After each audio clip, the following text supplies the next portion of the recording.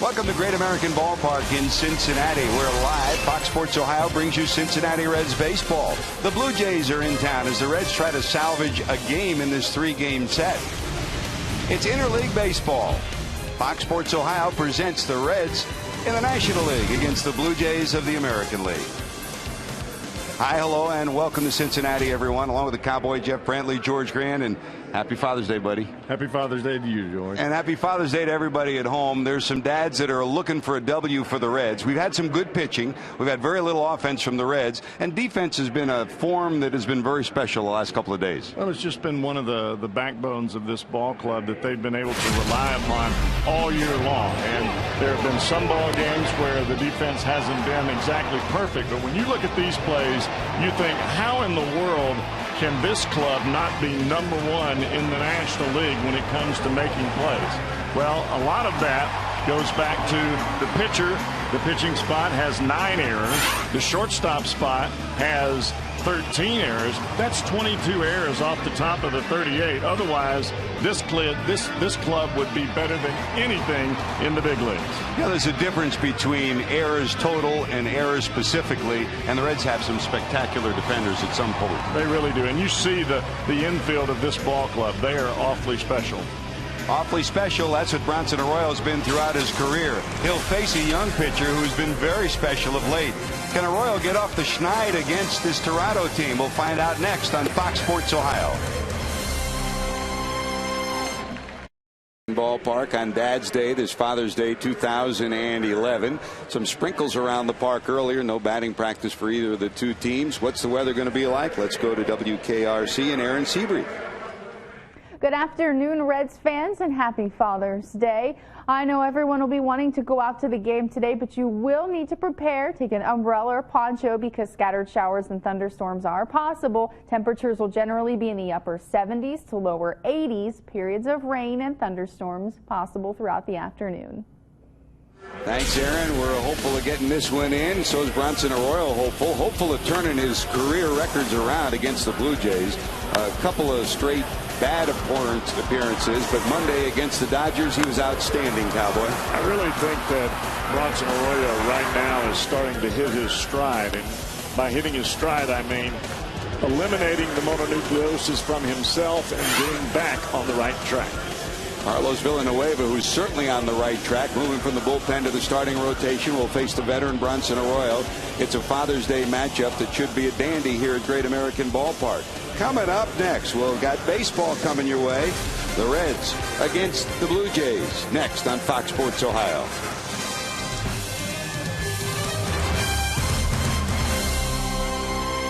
Find an agent or get a quote at statefarm.com. By your local Ford dealer. Ford Drive 1. By the Regional Tourism Network. Book your trip at CincinnatiUSA.com. And by Skyline. Hey, whenever you're feeling good and hungry, it's Skyline time.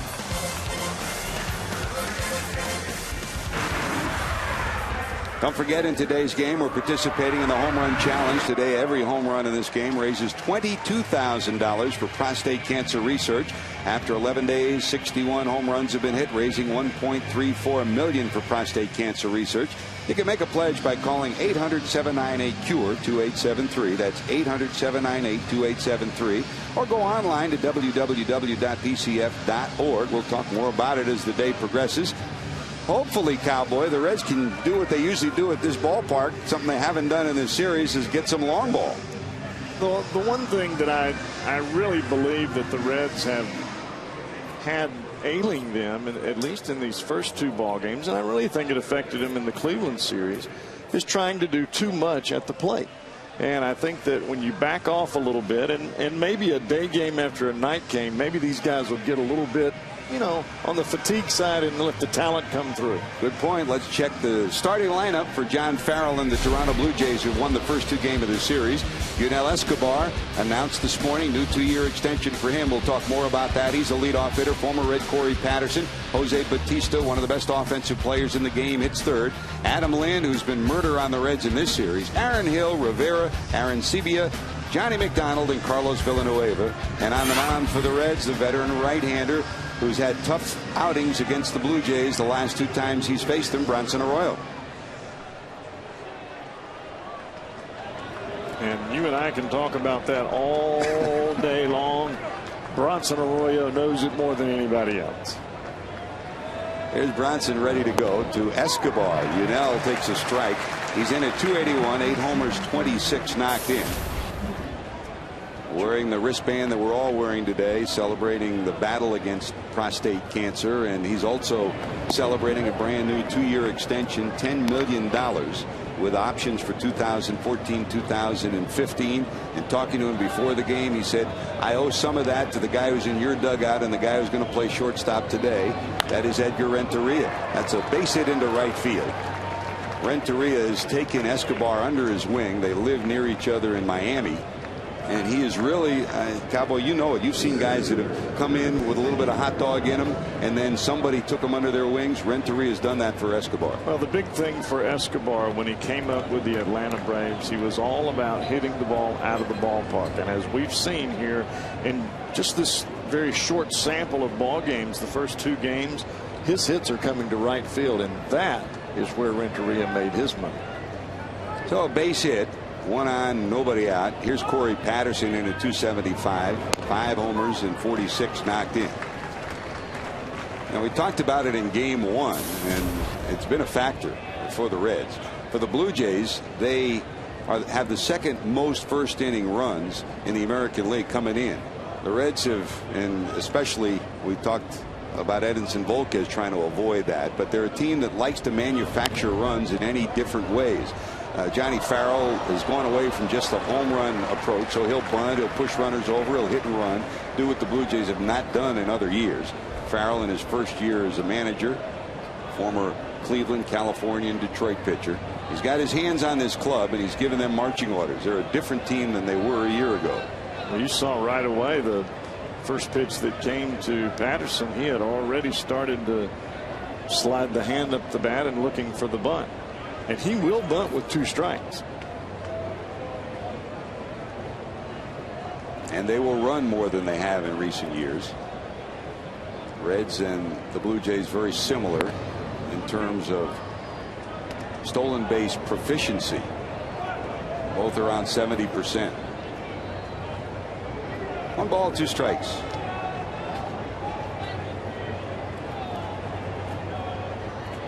Double play depth for Renteria and Phillips, the Reds shortstop and second baseman today.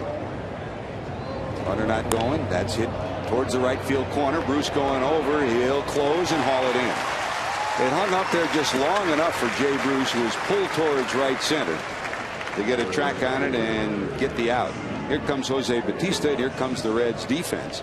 Cincinnati 4th in the National League, a total of 38 errors. We showed you the figures. In the outfield, Stubbs, Gold Glove caliber, same with Bruce, and former Blue Jay Freddie Lewis gets the start in left. Cairo for Roland, day game after night game. Roland will start all 3 against the Yankees. Renteria and Phillips, Votto at first, and Hannigan behind the plate for Bronson Arroyo. That's your Cincinnati Reds for defensive alignment. Here's Jose, 338, 21 homers, 46 knocked in. And all you have to do is take a look at the leading statistics, Cowboy, in the American League, and he's either 1, 2, or 3 in every one of them. Immense. Just about 1, 2, and 3 in every statistic in the major leagues. Arroyo to the stretch, the 1 ball. That's on the inside corner. And I think for a hitter that loads and really wraps that hip inside the baseball as he coils up before the pitch comes, you really have to change speeds on this guy dramatically and change eye levels. Setting up, down and away, Hannigan. That drifts over the inside part of the plate. Fouled off and out of play.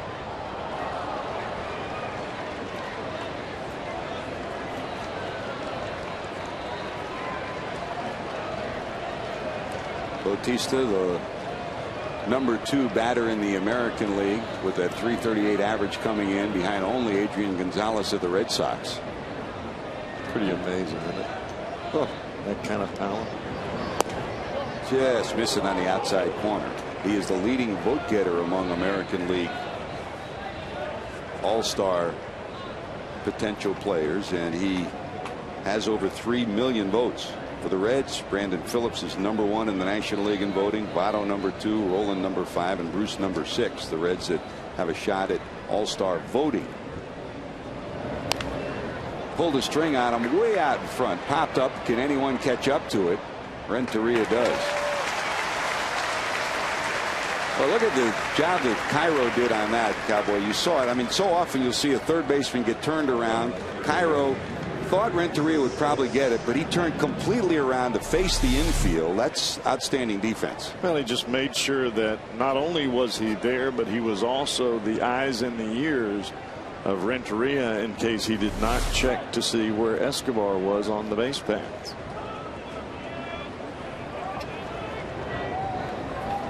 2 away, and here comes Adam Lind. He's been a pain in the neck to the Reds in this whole series with a home run and some key at bats. 15 homers now and 44 knocked in. In fact, when you look at he and Batista, they are #2 to only the guys who'll be coming in here tomorrow. Mark Teixeira and Curtis Granderson in home run combinations. They had 42 coming into today, and Batista and Lynn have 36 in the American League.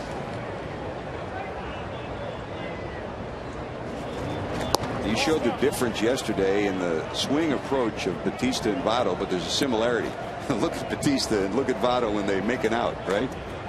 Exactly. There's an intensity there, isn't there? Matter in a wet hornet. A what?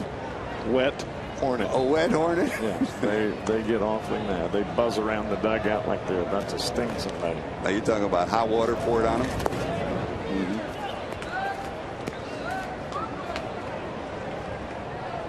That was Alabama or Mississippi wet hornets.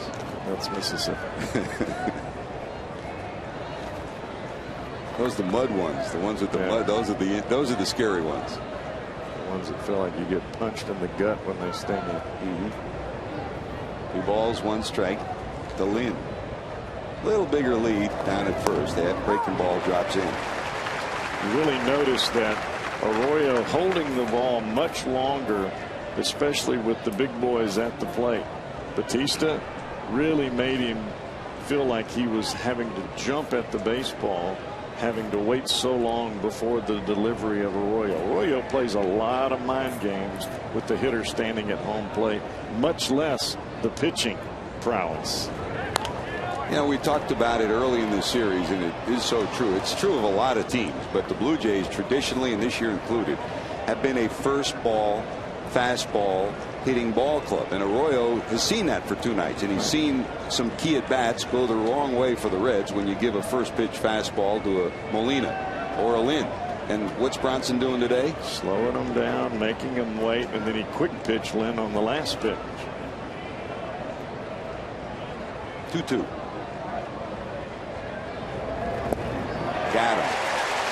Well, leadoff hit, nothing to show for it. Bronson does his job. Stubbs will lead it off next.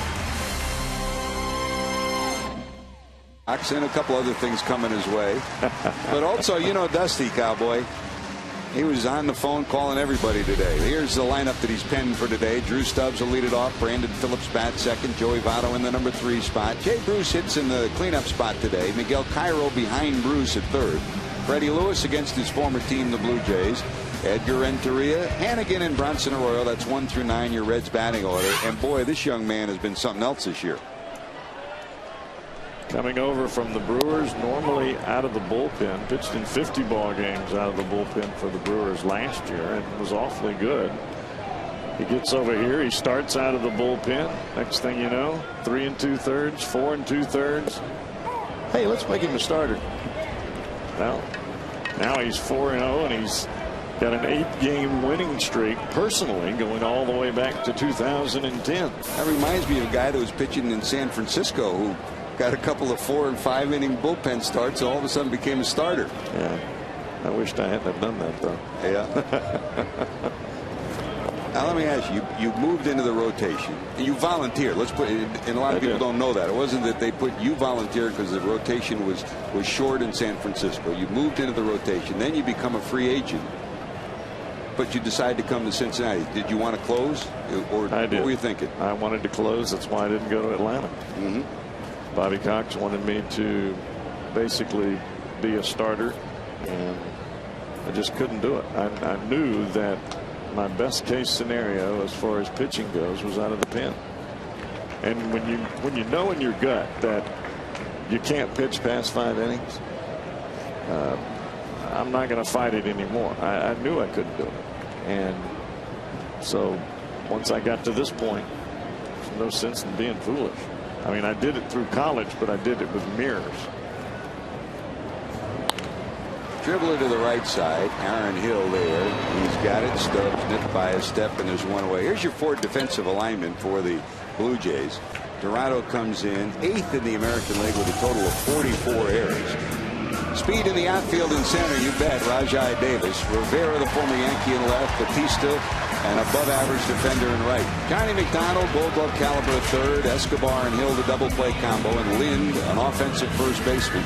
With Aaron Sebia, a work in progress behind the plate. He's come a long way this year defensively. Aaron Sebia catching Villanueva. So one away, and here's Brandon Phillips in at 280, 5 homers and 36 knocked in. Now, we saw it here in Cincinnati. Just as you went through it, Danny Graves was an outstanding reliever, had a great sinker, and the thought was, let's try him as a starter. You said you made a mistake when you look back on your career that it might have sidetracked you for a while, and I think it's pretty clear that's what happened to Danny Graves. Well, there's no doubt about it. Just because you have the ability to throw 3 pitches for strikes does not mean that you can translate that into 7 innings of quality baseball. And Danny couldn't do it. I couldn't do it. There are a lot of guys that were not able to do it. And then there are some that can with ease. With ease, Escobar throws out Phillips, and there's 2 away to bring up Joey Votto. You know, we were talking about the 44 errors that this club has made, talking about Toronto. You continue to put the bat on the baseball. You continue to hit the ball on the barrel of the bat. You're going to force this club into making errors. The thing for the Reds is they've got to stay away from the strikeouts, and that's what we've seen in the last 2 nights. They've got to put the barrel of the bat on the ball and make this club field the ball and get them out. Votto's first hit of the series. He's now 3 for 9 against this right-hander Villanueva, including a homer. Joey, a celebration for him on this day. You know he lost his dad. His heart always somewhat saddened on this day. His 2 brothers, he's really been a father to both of them since his dad's passing. And he lines this first pitch he sees into left for a base hit. Saw him in batting practice. Seemed like every ball that he took a swing at was down the left field line. He made himself be able to do this in order to prepare for today. And we've talked about preparation till we're blue in the face about how Joey gets ready for the game. 2-out base hit for the Reds first baseman that ended an 0 for 10 streak. First time he's been on base. And as Joel fed us the info yesterday, it's hard to believe. It's the first time since 2009, August of 2009, that he went 2 games without getting on base by a hit or a walk. That's an eternity for a guy like Votto. Bruce fouls it off, and it's 0-2.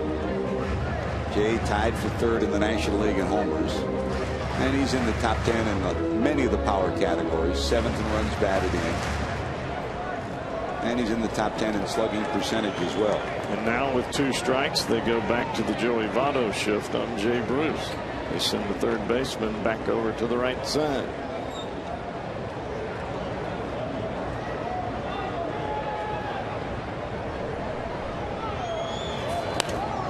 Backing out of play. Hitters look from at bat to at bat, game to game. Hitting instructors have to try to find a tendency, and if you play a team 3 or 4 times, 3 or 4 series a year in the National League, you know what tendencies are.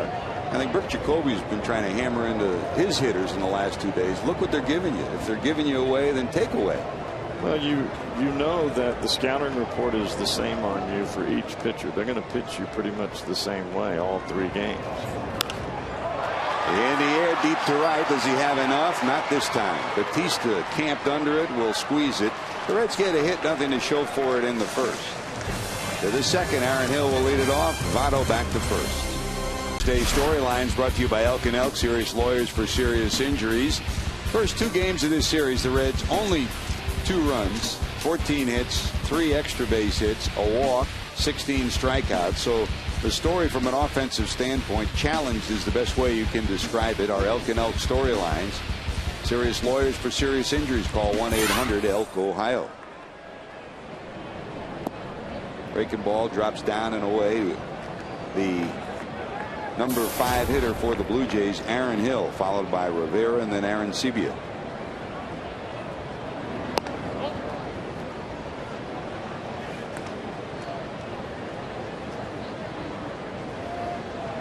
I would think in the back of the mind of Bronson Arroyo, he wants to put together an awfully good game. Hey, not just a win, but yep. One of those games where he says, take that.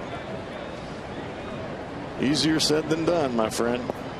You know, I keep going back, and you know about the mononucleosis he had early, and not many, he never said boo, but he had a back problem that bothered him for the better part of a month, not just for a couple of days, and he fought through it. Here's a fly ball to center. Stubbs is camped under it, and I keep thinking back to when the Reds first got him from the Boston Red Sox, and the comment that was made when I talked to the then pitching coach Dave Wallace about Bronson Arroyo, and this is our Farmers Insurance report card. Arroyo's career against Toronto: 11 starts, 2-5 record, 6.38 earned run average. You see all those numbers, and they jump out at you, especially with 4 2/3 innings and 17 runs in the last 2 starts. Our Farmers report card, brought to you by Farmers Insurance. But Cowboy, you know Dave Wallace, and Wallace said Bronson Arroyo, I said, give me a line on him. He said Bronson Arroyo is the best quiet competitor I've ever had. He's not vociferous, doesn't bark, doesn't, you know, throw his chest out. He's just a quiet competitor that battles you every way he can. That's down the left field line and foul. And that's the way he handles everything. And he is an awfully good competitor, and I think he is a tremendous guy to have on your ball club, to be able to beat the opposition with some of the day's velocities that he has, especially for some of the young hard throwers we have. Hill retired, 1 away, and here comes Juan Rivera. That's how I learned how to pitch, George, watching Rick Russell throw 78-mile-an-hour sinker, 85-mile-an-hour straight fastball, and a 63-mile-an-hour curveball. And I'm thinking to myself, this guy's been around for 20 years and he makes people look like fools. They didn't call him Big Daddy for nothing, did they? The object is to spread out the difference between fastball, slider, and changeup. And I did that quickly. I remember when Dave Miley was running the Reds minor league operation. It was spring training camp when he was in the Reds organization. And here's the 0-1. And he asked, Tom Browning came to camp for the first time after he retired. He said, would you speak to my pitchers? And Browning said, what? Tommy said, what am I going to say? And he was nervous the night before. And all of a sudden they huddled everybody down at Sarasota into a room. And there's a pop up behind home plate. Hannigan giving chase. He runs out of room. Ooh, just barely. So they all huddled in the room. And here are guys 6'6", 6'5". And he went around. He said, all right, tell me what you peek out at your fastball. And this guy says 95. This guy says 93. This guy says 96. And Pugsy says, well, I threw a perfect game throwing 85 miles an hour by adding and subtracting. 85, 75, 85, 75, 82, 72. Yes, missing 1 and 2. The object is to keep the ball off the barrel of the bat and keep that hitter falling forward instead of leaning back. Keep him on the old rocking chair. Aaron Sebia jammed and it's fouled off. And you see there, that's a breaking ball at 73 miles an hour, and it jams Aaron Sebia. And the reason that it jams him is because of the fact that the ball starts in. It's supposed to go away, but it backs up, and Aaron Sebia, he doesn't know what this pitch is.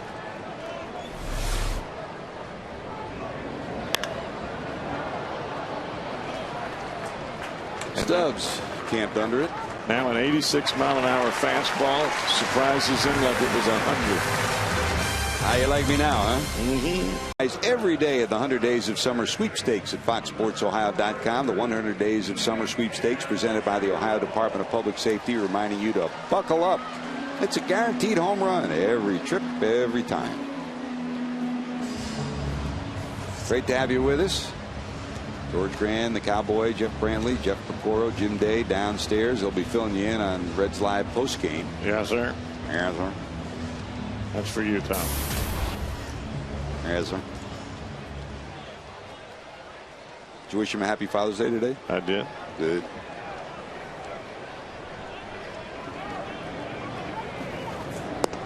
Last time Tom was up here, we were getting ready to start a ball game, and Luke, his son, was here. Turn around, I look at Luke holding his hand up to his mouth. His tooth popped out. I grabbed my phone. Pop, pop, pop. I guess it was his first tooth that he lost. That's pretty neat. Pretty incredible. Just happened to have that phone right online. Still have the picture. You know, people talk about what we get as fathers on Father's Day. I think it's the other way around. What are the memories that we have as fathers about our kids? You know, I mean, you beam every time you come in and you talk about Mason, you talk about Elizabeth, and through your life, your kids have been so much a part of what makes us tick. Well, I'm just a daddy, you know. And there's nothing to me better than being a father and taking care of your children, watching them grow up, and teaching them the difference between right and wrong. And sometimes that's very difficult, especially when you have a strong-willed child. But that is your job as a parent. Popped up in the infield. Lynn calling, and he's got it, one away. Kick off your weekend at Great American Ballpark Friday, July 1st, when the Reds take on the Indians. Stick around for a post-game Reds white and blue fireworks show featuring a Hall of Fame rock legend soundtrack courtesy of PNC. For tickets, call 513-381-REDS or visit reds.com today. And the Indians made a little bit of news today. Our good buddy John Nunnally, former Red, who was the hitting instructor there, been relieved of his duties as the hitting instructor. Bruce Fields takes over. That's one bit of information. The other one comes from South Florida, where Edwin Rodriguez, the guy who took over midway through last year and had a 500 record, 46-46, I think it was, with the Florida Marlins. He stepped down from managing the Marlins today. Brandon Hyde will take over on a day-to-day basis. And the first thoughts, I think we all had the same first thought, Cowboy. I talked to Jack McKeon this morning. I said, Jack, did you get a call yet? He's still waiting.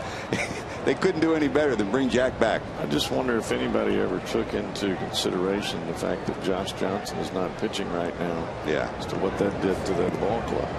What was Eduardo thinking, taking over as a hitting coach down there? I'm sure Tony had to talk him into doing it. I mean, you have two issues, and obviously the manager is the one that gets thrown under the bus. Hanley Ramirez making about $300 trillion is hitting 200, and Josh Johnson can't pitch. That's a fair ball. Freddie Lewis rounds first, heading to second. He kicks around, and they'll be in with a stand-up two-base hit. Well, Freddie gets his fifth two-base hit of the season. He's had 3 at-bats in this series, and if you add it up, he may have had the 3 best at-bats for a Red in the first 2 games. Well, he really has, and I think a lot of that goes back to not familiarity with the team or with the pitchers, but he's relaxed. He knows all these guys. He's played against them.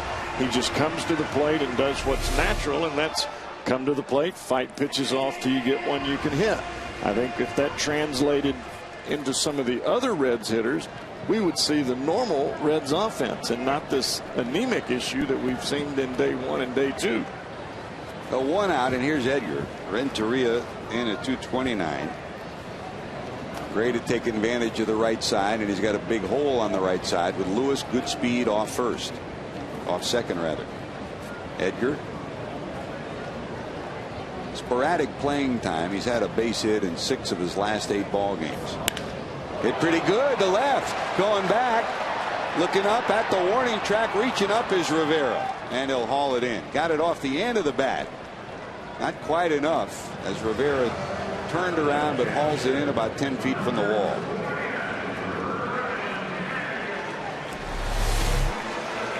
This is the one thing that Renteria, will do against you every once in a while as a pitcher. You see him so many times drive the ball the other way. Well, on that first pitch, he'll creep up on the plate just ever so slightly and try to jerk one out of the ballpark on the very first fastball you throw. That one he hit off the end of the bat, and it didn't go anywhere. Like he did in the World Series for a 3-run home run that made him MVP. Thank you very much. Wasn't it great to see the reception he got in San Francisco last week? Oh, it was so heartwarming with his former Giant teammates coming out even before the game, but then when they had the ceremony to give him his ring. And Freddie Lewis also got a ring. It was quieter. It was in the clubhouse, and Brian Sabian came by to give it to him. Lewis traded from the Giants in April to Toronto, but he had been a Giant for 4 years. I thought that was awfully classy by the San Francisco Giants organization to give Fred Lewis a World Series ring. He did not play a game for the Reds, even though he was on the DL the first 2 weeks. But that qualifies as being on the team, and he came up as a Giant. And even more importantly, he qualified as a person to be on that team. Yeah, that's the most important thing. Well liked everywhere he's been. Here's Hannigan in at 267. A couple of homers, 16 knocked in. Towards the hole, smothered. Will they get the out? Well, John McDonald, wherever you put him, comes up with brilliant defense. He robs the Reds of a run with a play that ends the inning. Oh, for me, yeah, 100%. You know, it's a different lineup now, but, you know, I thought that last time I went up there, but we got Scott rolling on our side this time, so I'm hoping that that'll flip the coin for me. But, yeah, I mean, giving up 19 runs in less than 5 innings to those guys in 2 years definitely is a big chunk of my ERA over 2 seasons, and I just hope to get deep in the ball game, man. Our Geico quote of the day, Cowboy, you said it at the start of the game. He knows exactly what's happened, huh? Well, 2008, go back to that date, June the 24th in Toronto. Bam. But you also see where these pitches are that the balls are being hit by the Toronto Blue Jays. They are up in the strike zone. Up in the strike zone, even if you throw the ball 100 miles an hour, they're going to get tattooed. I think that Edinson Volquez figured that out not too long ago. Johnny McDonald bangs it down to third, and Cairo takes care of the first out of the third. I mean, it was almost eerie going. First of all, very seldom do you go back in interleague play to the same place 2 years in a row, and the Reds went to Toronto 2 years in a row. It was the same day, and we sat there and wondered, well, it can't be a repeat performance, and Bronson just shook his head. Same day to a year, and you could have taken a snapshot of the scoreboard and it would have been almost exact. 17 runs in 4 2/3. Here's the pitcher, Villanueva.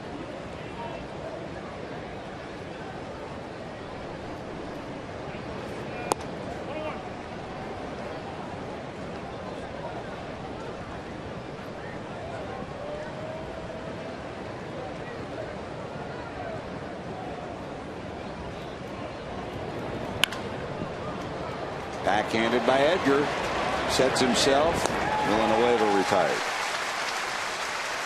Now, we showed you the statistics defensively of the Reds when we talked about the start of the year. And here's a look at the Honda standings in the Central. The Brewers and the Cardinals each won yesterday. So the Reds lost a game in that divisional race. Cincinnati starts the day 3 games back. Timmy Wakefield goes for the Red Sox today at Fenway against the Brew Crew, and the Cardinals. Garcia against Duffy in St. Louis. And there are 2 ways to look at defensive statistics. Number one, the aggregate statistic of how many errors are made and how many double plays. Sometimes that's really not indicative of how good or how bad a team is, because you may have a lot of errors congregated in a couple of positions. Well, that's where the Reds are, and when you look at the shortstop position for the Reds overall, they've made 13 errors between Renteria and Giannis. But what really surprises me, George, is the fact that the Reds have made 9 errors on the mound. That's 22 errors out of the 38 that they've made. Now, even if you cut those in half, what kind of fielding percentage would this club have then? I mean, making errors on the mound to me is inexcusable. I just don't. I think that's concentration and having an idea about knowing where you're at. Yeah, you're going to make one every once in a while on a ball hit hard back to you, and you may get a bad scoring decision. But as far as fielding a bunt and throwing it to first or covering first, no excuses. No errors down at that second base spot either, huh? Gold Glover there. Still scoreless on the bottom of 3. Biggest event is Fox brings you every thrilling moment of the 2011 MLB All-Star Game. Coverage begins Tuesday, July 11th, live from Phoenix at 8 o'clock Eastern, 5 o'clock Pacific, only on Fox. Speaking of celebrations, hey, congratulations to Harry, age 96, and Jane Kearns, age 92 of Zanesville, Ohio. They're celebrating their 71st anniversary today. Now that is something to celebrate, Cowboy. Harry and Jane, congratulations. Happy anniversary. Enjoy your day. You sure deserve it. Here's Bronson to lead it off as we go to the bottom of the 3rd. Reds had a hit from Votto, stranded in the first, a double from Lewis in the second. He was left stranded as well. Bronson on the year has 6 hits and 26 at bats.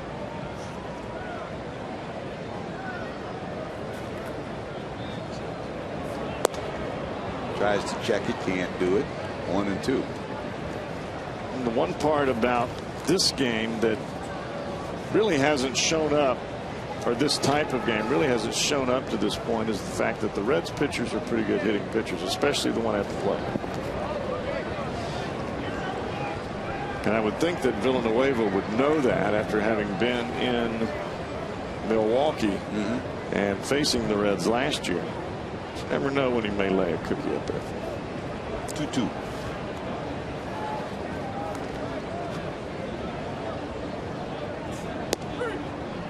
Ball strike 3. Bronson retired. First strikeout for Villanueva. 1 out. Back to the top of the order. Drew Stubbs. You know, as you talk about the errors from the pitcher spot, that's one guy that he won his first Gold Glove last year. And you grew up as a shortstop in high school. He grew up as a shortstop in Key West. He feels his position as well as anybody. He does not make errors. He actually fields his position as well as really any pitcher besides Kenny Rogers that I've seen.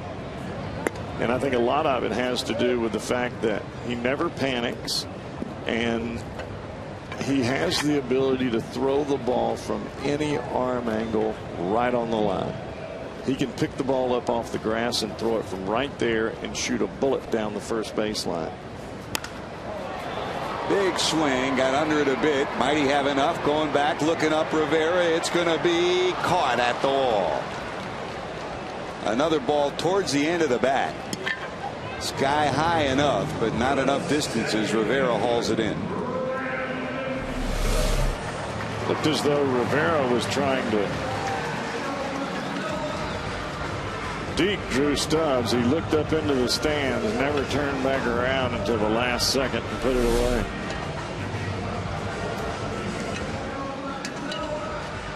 I think the Reds are going to get this guy sooner or later. Well, Milwaukee starters have not made many mistakes the last 2 nights. They've pitched brilliantly, and we talked about it early in the series. This is a team that, along with the Reds, in fact, coming into today, each pitching staff had walked 262 batters.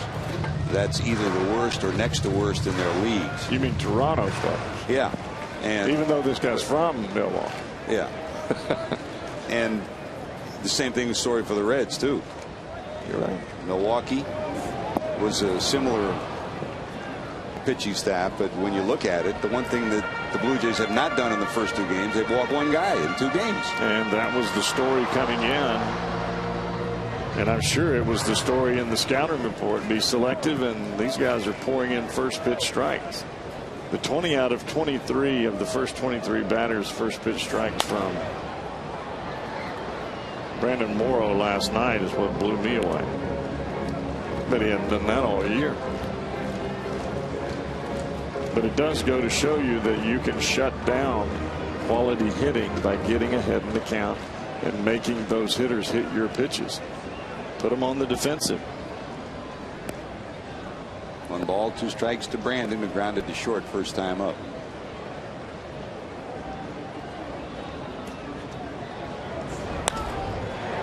Center field sinking. Davis. Speed is a wonderful thing. Patterson hauls that in. Corey Patterson in center hauls that in.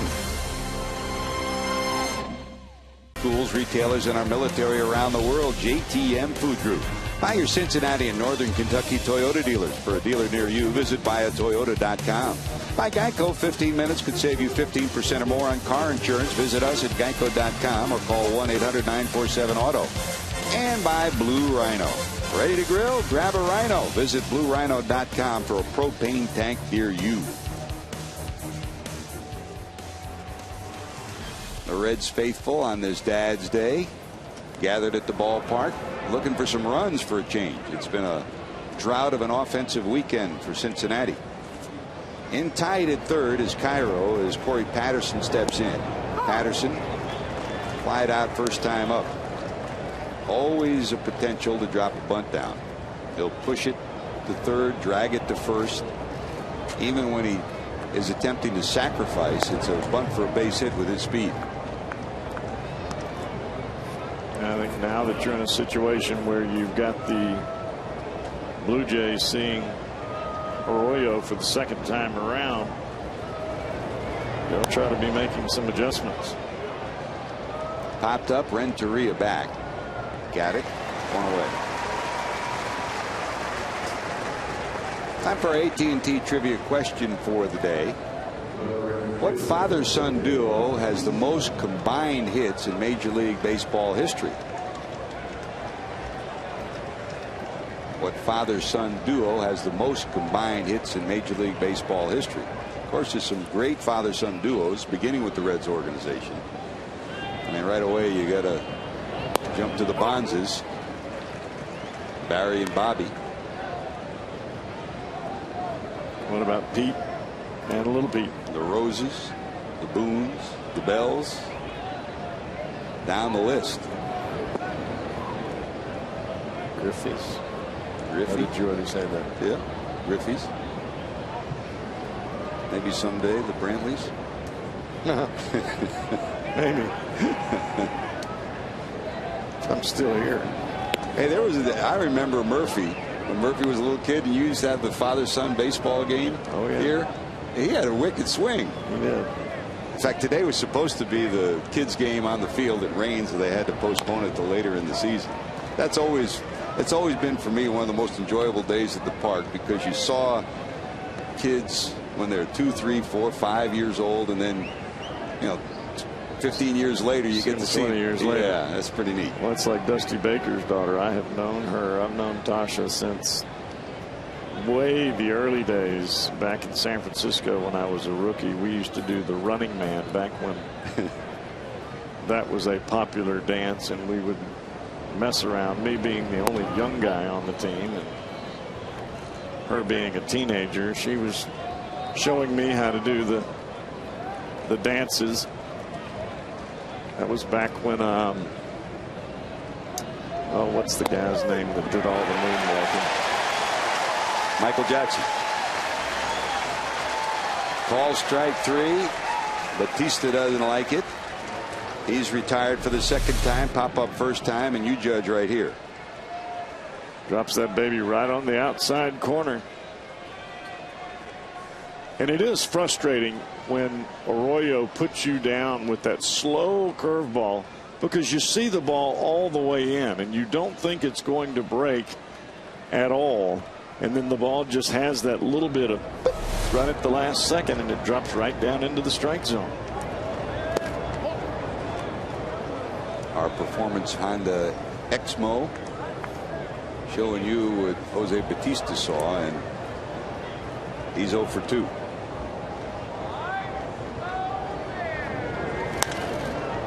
Swing by Adam Lynn, center field, in his track. Stubbs has it. That's a quick inning in the fourth. Let's see if the Reds can rattle the bats. Joey Votto single, first time up, 2 up.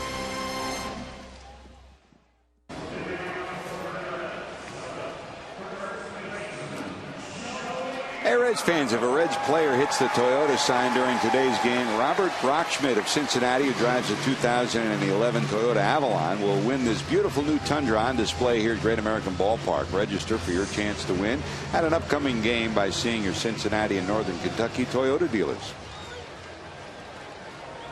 We were going to get you that, Jesse, for Father's Day, but we couldn't get up there and get it down. Cowboy did the best he could. Half swing by Votto, popped up with the shift on.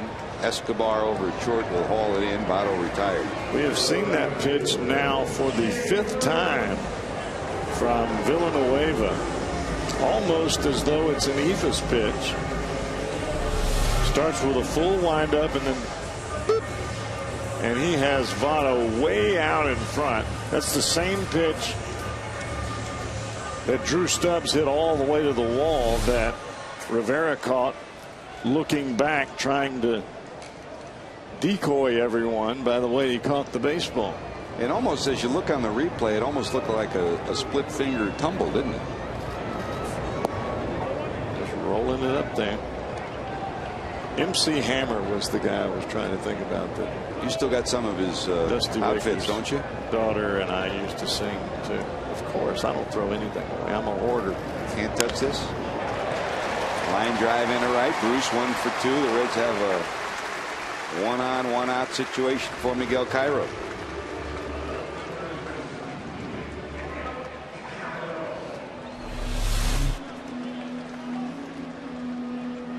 They try to go away, and of course, if you get it away, you can get Jay to roll the ball over to the second baseman. If you leave the ball on the plate, well, you're usually going to get a one-hopper into right field or a souvenir into the moon deck.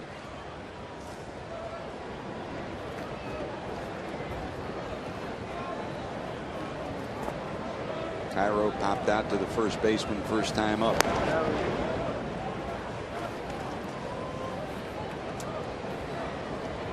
George, we continue to talk about the first pitch strikes by these Toronto pitchers, and what it allows them to do is they're able to get that first batter out on a pretty consistent basis.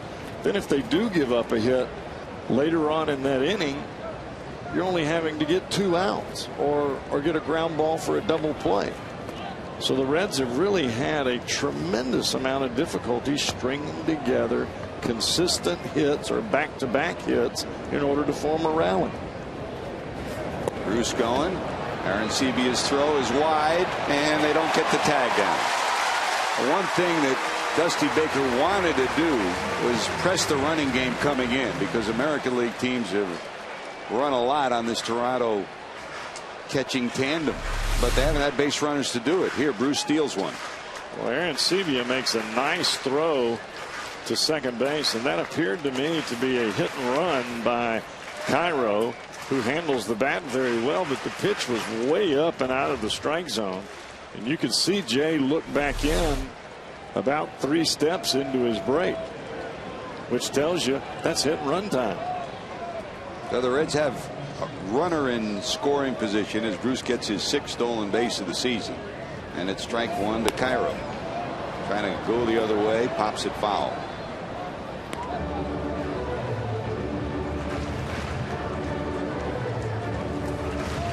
And I think you have a good man at the plate right now in order to, even with 2 strikes, to give the Reds a chance to get a run on the board.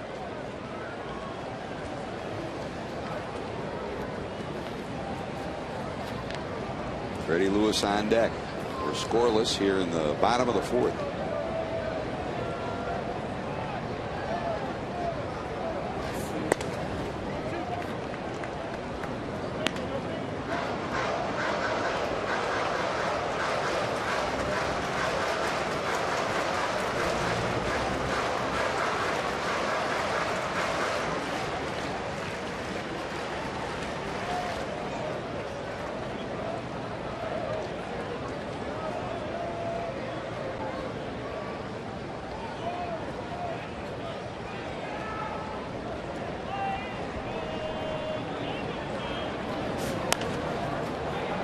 Popped up. Is there room for Lynn? There will be.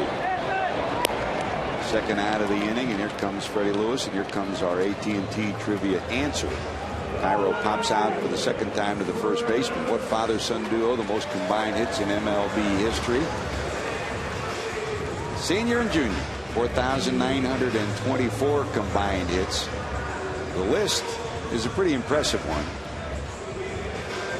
And so many of them have ties to the Reds. 4,924 with Ken Griffey Sr. and Ken Griffey Jr. And, you know, Cowboy, of all the days we've spent doing Reds games, some of the most enjoyable have been on Father's Day. Junior got his 400th on Father's Day, and then 500th on Father's Day in St. Louis.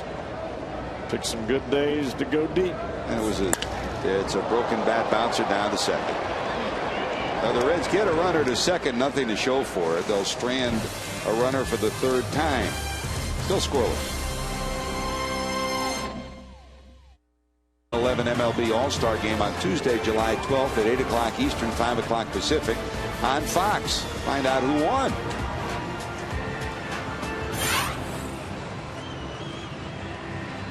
Here's Aaron Hill, who will lead it off as we go to the top of the fifth. Hill, Rivera, and Arancibia due up.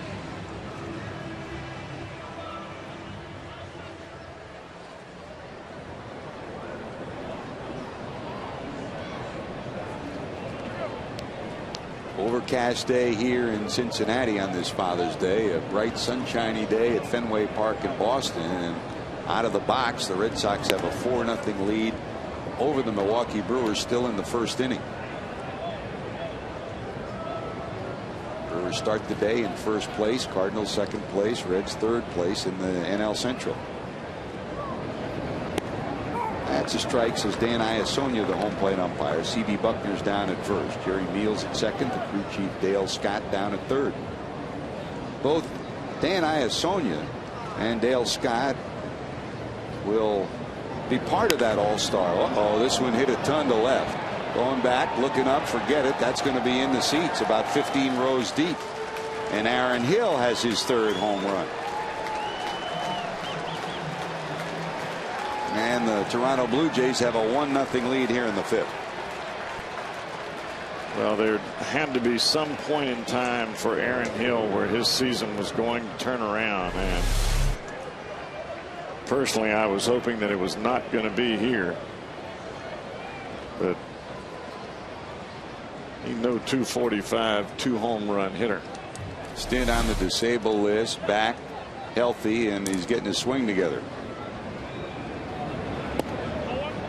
And you saw where Hannigan set up, down and away. Watch where it ends up over the middle of the plate. Well, the breaking ball ends in the heart of the plate. Not a terrible pitch, but just good swing on the bat. Rivera bloops this one into right. That's a base hit. So back-to-back base hits here to start the fifth. And for Rivera, that is a really unique hit there, because when he's not playing first base, he hits 197 at every other position. Now, he hits over 300 when he's in at the first base bag, but when he's DHing, he's playing in the outfield or wherever it may be, he's a 197 hitter.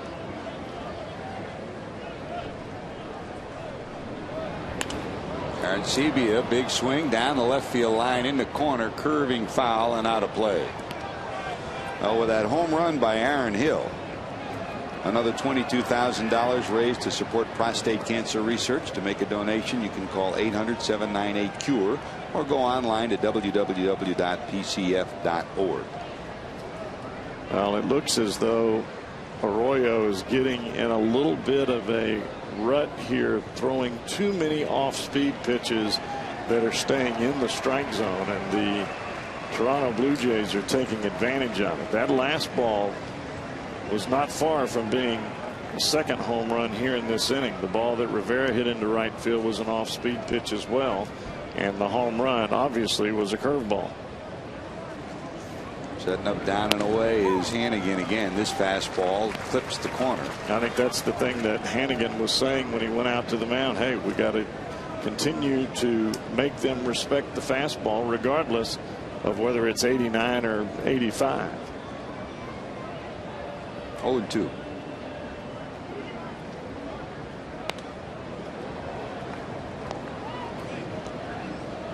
Arancibia, work in progress behind the plate. He's shown some progress defensively. The running game, something he struggled with. He's been around 20% all year, battling a thumb injury that most catchers do. Left thumb, after having it bent back, it's really hurt him more offensively than defensively. But this is a young player that looks like he could be pretty good. Well, the thing for Arancibia is he has got to continue to work with his pitchers and work on his foot and hand mechanics, getting the ball out of the glove and getting it to second base. Right field corner. Here comes Bruce. It'll drop in front of him. The runner round second will head to third.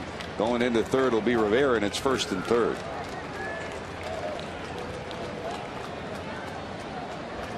The 3 straight hits, the homer and 2 singles.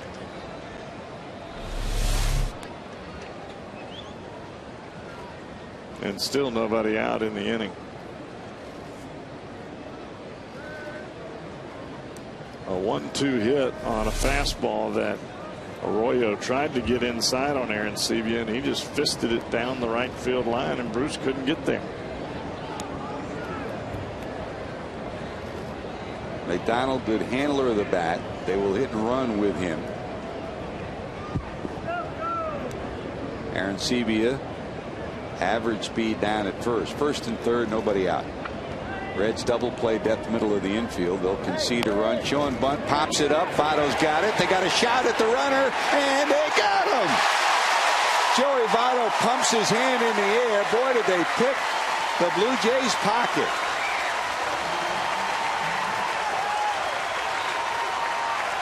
Maybe this can turn the momentum of this game around. Well, that's a great play by Joey Votto.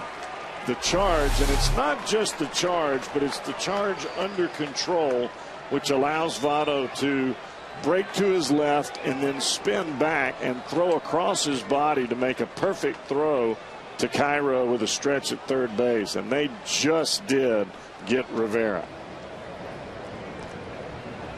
So from first and third, nobody out, to a runner at first and 2 outs, and there's a strike to the pitcher Villanueva.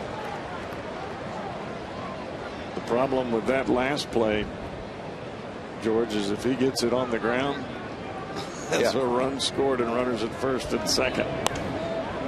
Loop behind second. Brandon got it.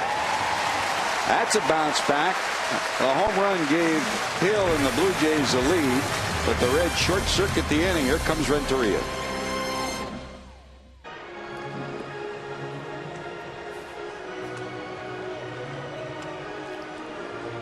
Hey, Reds fans, log on to Reds.com today to vote for your favorite Reds players. Help send them to Arizona for the All-Star game. Remember, you can vote up to 25 times. Visit Reds.com and vote for your favorite Cincinnati Reds. Vote early, vote often, vote Reds.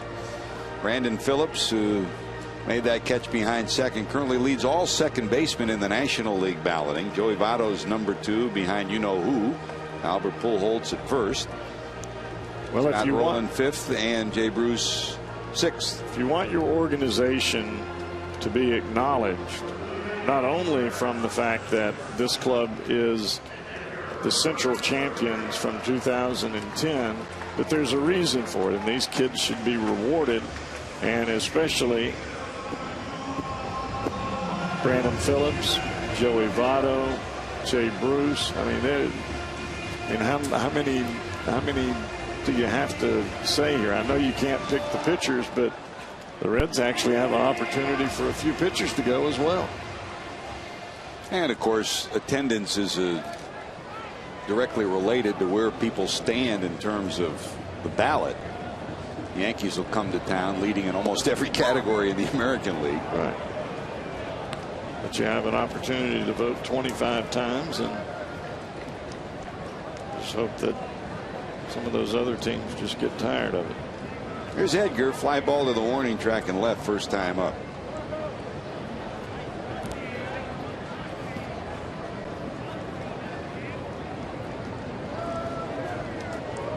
One run, 4 hits for Toronto. No runs, 3 hits for the Reds. The hits for Cincinnati: a single by Votto with 2 outs in the first, a double by Lewis with 1 out in the second, and a single by Bruce in the fourth with 1 out. Each of them left stranded.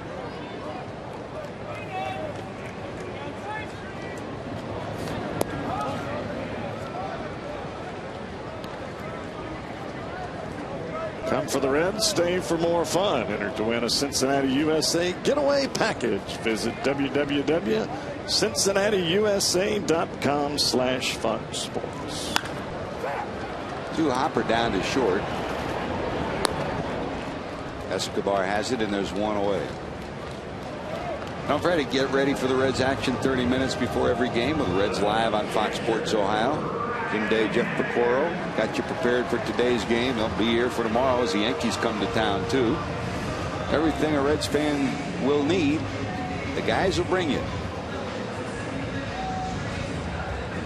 Sponsored by Ray St. Clair Roofing. Reds Live pregame. Scott Rowland sitting next to the Reds hitting instructor Brooke Jacoby. He's okay, just a day game after a night game, and Dusty plans to start him in all 3 games against the Yankees. The Yankees are in Chicago against the Cubs. That game moved to a night game, so the Yankees won't get in here until 2, 3 o'clock in the morning, and they'll play tomorrow here at Great American Ballpark. On this Father's Day, we say Happy Father's Day to the Major Domo for so many years down in the clubhouse for the Reds, Bernie Stowe, his son Rick, who runs the Reds clubhouse, and Mark, who runs the visiting clubhouse. So Mark's Father's Day present is to be here at 2 o'clock in the morning and get the truck when it comes in with the Yankee stuff, right? Exactly. Line drive, right field corner. It drops fair. Hannigan will hold at first. Batista, outstanding defensively as well as an outstanding offensive player. You don't take any chances on him. So another 1 out base hit. The Reds have a hit, and here comes Arroyo. Breaking ball right on the outside part of the plate, and Hannigan's approach is up the middle and shoot the ball the other way. Fastball normally is the ball that he hits to the right side, but that pitch had so much break to it, and it had a little bit of height, that Hannigan just slaps it down the right field line. McDonald waves to Villanueva to come over. They're looking at the probability of a bunt by Bronson. And George, this goes back to what you and I have talked about throughout today's game and the last 2 games. You get the first out, the Reds have a base hit, but can't string them together. I mean, even if you bunt here, as Arroyo appears to be doing, you're asking Drew Stubbs to come up with a miraculous 2-out hit. And he's going to have to hit the ball into the gap to score a runner like Hannigan. Mark Berry, Reds third base coach, flashes his signs. Billy Hatcher down at first, confirms at the other end with Hannigan. Strike 1 to the stretch. Villanueva gets it down, but foul. Only place he could dump it is down the first base line. McDonald was 2/3 of the way down the line when the ball was touched. That's the one, as a pitcher, you would really like to pull the bat back and swing and hit the ball right by that charging third baseman, because he's only 5 or 6 steps from you as you bunt. You can see the color of his eyes, he's so close to you. Which Dusty does a lot, well, especially with this guy at the plate. The problem with it is trying to make contact with the baseball. You saw Arroyo pull the bat back there. And if you're going to do it with anybody on the Reds roster, it would either be Leak or Arroyo, the 2 best hitting pitchers that the Reds have. And it's no easy task. I mean, it's hard enough in batting practice to fake a bunt, pull the bat back, and get it in a position to a point where you can swing it forward with enough bat speed to move the baseball.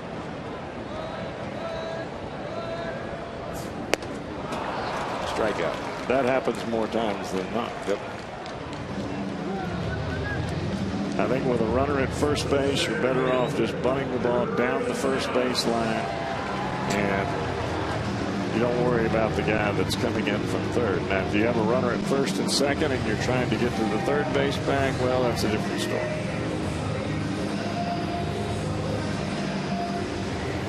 Well, here comes Drew. Bounce to second, fly to left, 0 for 2.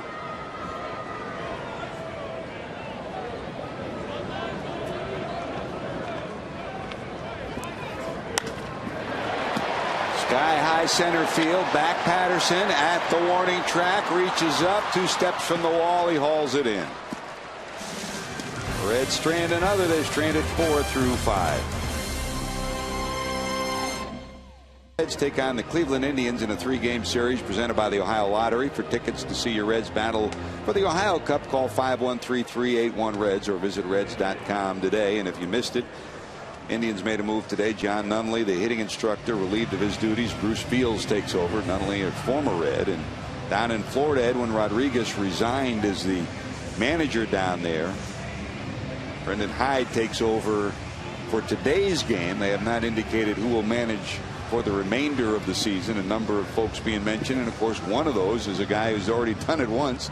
Jack McKeon, the former Reds manager, who took over in Florida and took him to the World Series and a championship. Bobby V, you think he'll go back down there? I think very definitely he's in a holding pattern now. I think you and I both agreed that Dusty was in a holding pattern when he started to do television, and I think Bobby still wants to manage again. But do you think that Bobby wants that job or the job that's up a little north of that? I think he's waited long enough to take the best job. You know, he's had 3 opportunities, and they've gone different things have gone other ways at the 11th hour. At this stage, he'd be better waiting for the one that gives him the best chance to win. And you know, you talked about it earlier. You lose Hanley Ramirez, you lose Josh Johnson. You're not a miracle worker, no matter who the manager is down there. Right. No, you're not.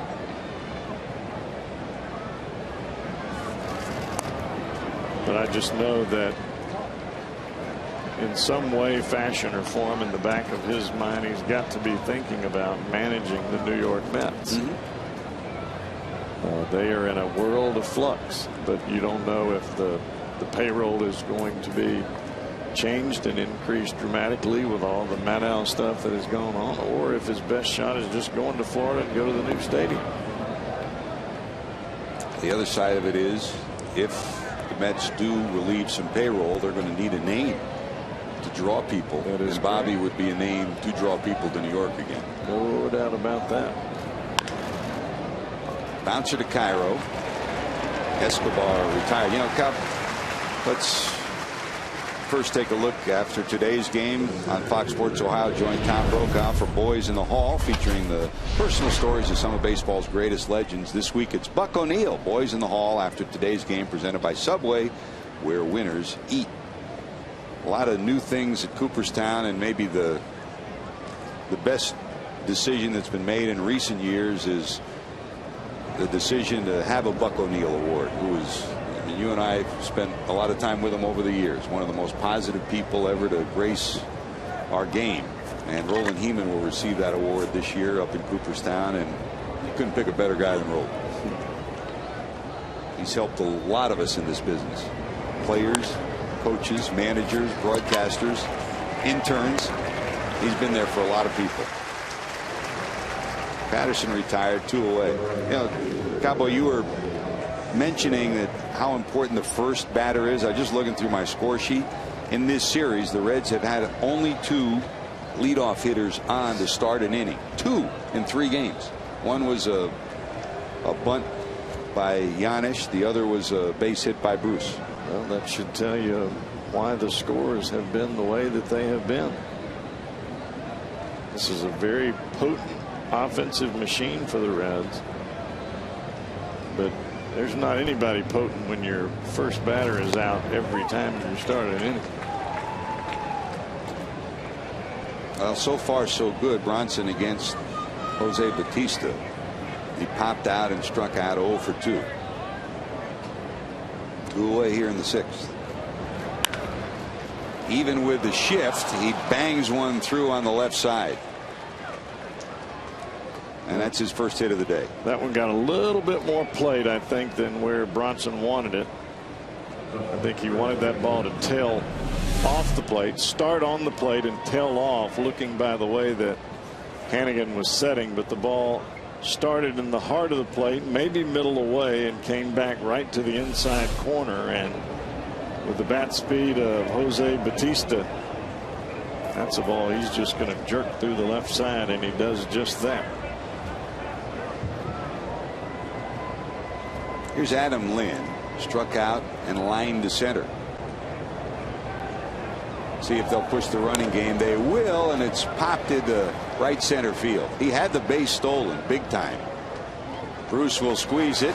So base hit, no harm in the 6th. Let's see if the Reds can rattle the bats. Phillips, Votto, Bruce 2 up. Toronto, here it is. Came on a hanging breaking ball that was up in the strike zone. And Aaron Hill, who actually batted either 7th or 8th in that first ball game, now batting in the number 5 hole, comes right on through. The Coors Light Freeze Can brought to you by Frost Brewed Coors Light. That one swing to lead off the 5th inning gave the Blue Jays the lead, and they still have it 1-0 as we go to the bottom of 6. And that was Votto, Bruce. That was after Arroyo had Aaron Hill at a 2-strike count.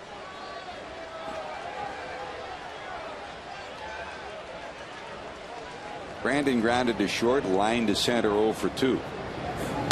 Now the one part of Bronson Arroyo's repertoire that really has been affected by both first the mononucleosis and secondly the back is that he just hasn't had that little extra oomph on his fastball. The breaking ball he's been able to control, his changeups, but the fastball that he would normally sneak up on you with is 2-3 miles an hour slower. It has been for the most part. He's had a couple of ball games where he's been able to reach that 89-mile-an-hour mark, and for Arroyo, that's really where I measure him. If I can see that he's throwing the ball 89 miles an hour normally, he's going to have a pretty good ball game. But when he's at 85 or 86 and can't quite reach the 89 on him, when he has to have a fastball, just makes for a day where he really has to work. He can't afford to make any mistakes when he's that way. Brandon, who at times has been the Reds' leadoff hitter in the last 4 years, is in a leadoff situation here in the 6th. Reds would love to get somebody on, get something rolling. Votto to follow, and then Jay Bruce. I think in all respects, George, you've got to hand it to these Toronto starters. They have all thrown strikes. They have all gotten ahead in the count. And pitching in this ballpark, that's no easy task. This park can be awfully intimidating. Hit hard, but right at Hill. Phillips retired, 1 away in the 6th. Here comes Joey, and we had Joey's evaluation of Jose Bautista. Let's turn the tables on Bautista and ask him what impresses him about Joey Votto. I think his consistency, just watching him from across the diamond and seeing him come out here on a daily basis and perform day after day. It's something that's really hard to do, and that's the things that I try to achieve during a long season. Just being able to chip in here and there for team victories is really what I think should get us up out of the bed in the morning, because if you allow your team to win more games, then you win championships and make it to the playoffs, and at the end of the day, I think that's what everybody wants. 2 outstanding hitters, 2 guys who have the utmost respect for each other. Joey today 1 for 2, a single and a pop up on a check swing. And I think what you saw as Joey was in the middle of a 0 for 8 and then overall 0 for 10 the last 3 games, and you watched Bautista struggle after a pop-up and a strikeout, is their reaction afterwards. They recharge their emotions and their intensity for their next at bat. You don't teach that. That's inside you. That's a great similarity.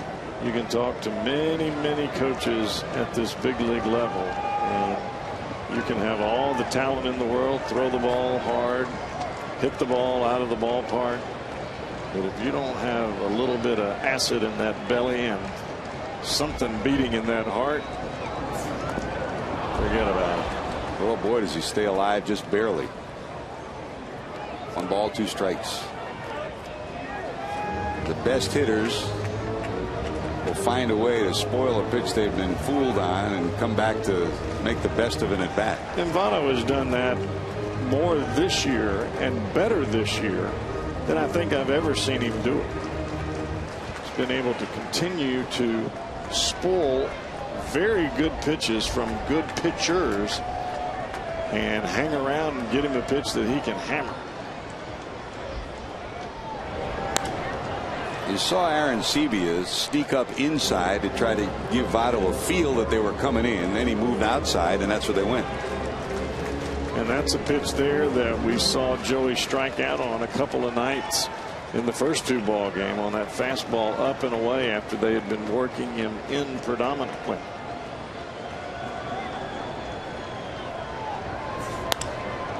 Line to left, sinking. It'll drop in front of Rivera. That Always was 2 for 3. A great at bat.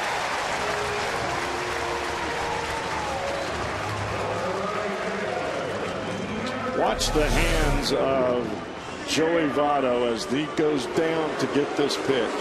I mean, you're talking about really getting the hands to the baseball. How quick do you get to that pitch? At the very last second. Take it right out of the catcher's mitt. And now you see his head stay right on the baseball. Look at his head down. He's still looking down to where the ball was as he slices it out into left field. He uses his hands and his upper body strength to be able to drive the baseball. Both he and Batista, they put up similar kinds of numbers, but yet they are totally different kinds of hitters. Joey Votto is a hands and upper body hitter. Jose Batista is a back leg bottom half hitter. Great analysis, and now the Reds have the potential tying run down at first with Jay Bruce at the plate. Bruce flied to right, singled to right, and stole a base. Sitting on 17 home runs for the season. On the corner for a strike, says Dan Iasonia. Bruce thought it might have been a hair outside.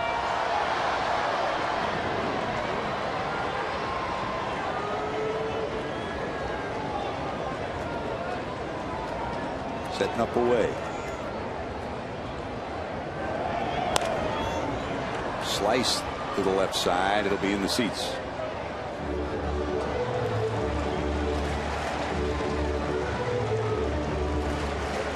(17 of 22). We saw 20 of 23 last night.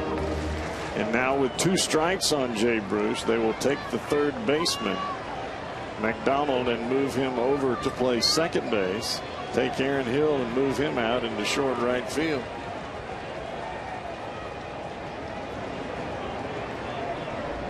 And they'll go away. Popped up. Aaron Sebia has room. Got it for the second out.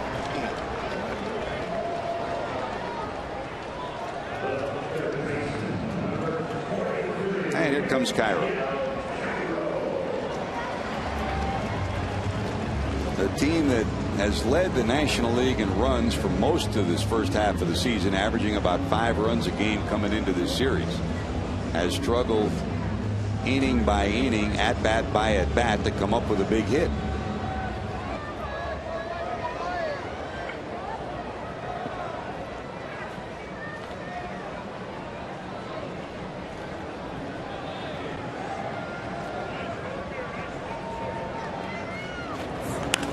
Drilled left, going back, gonna be gone. One swing, the Reds finally have a lead. Listen to this crowd say thank you.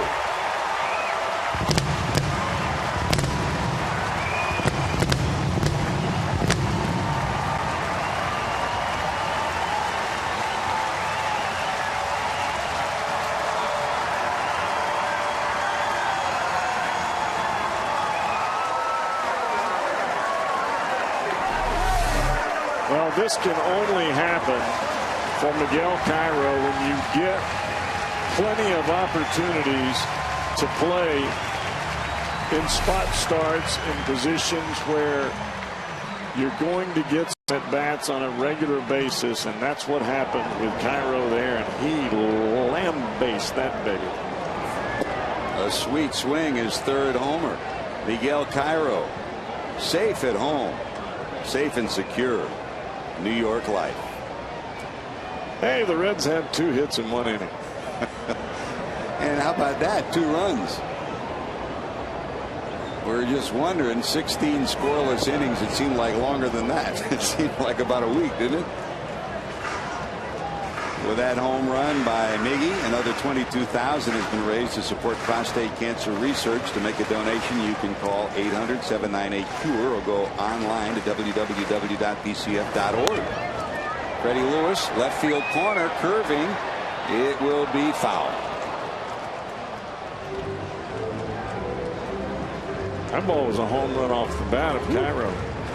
And you're talking about a normal swing, which is hands inside the ball, elbows almost at the rib cage, just trying to feather the ball back up the middle and shoot the ball the other way.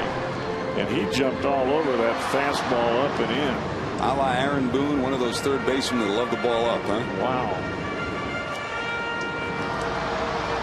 And the thing about it is, a lot of hitters in the back of their mind, they're thinking to themselves, if I get a fastball middle and I'm killing it. On the first pitch, that is. Escobar in the dirt, safe. Great hustle by Fred Lewis. Great hustle. He's had 5 at-bats in this series, and maybe the 4 of those have been the best at-bats that the Reds have had. Another good effort here and another great hustle. Didn't hit it good, but watch him. You can see him out of the box right there. He was going all the way. A nice play by Yunel Escobar.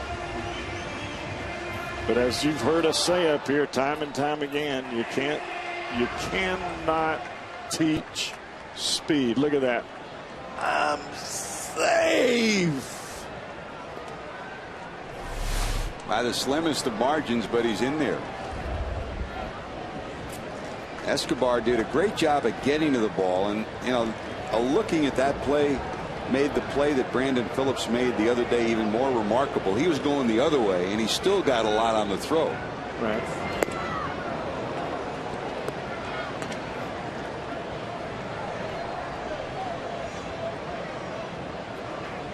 So here's Edgar 0 for 2.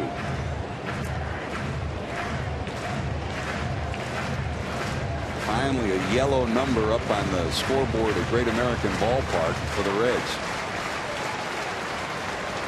In the brand new magnificent scoreboard that the Reds have here at Great American Ballpark. It's been a while since you looked up there and saw that yellow number screaming at you.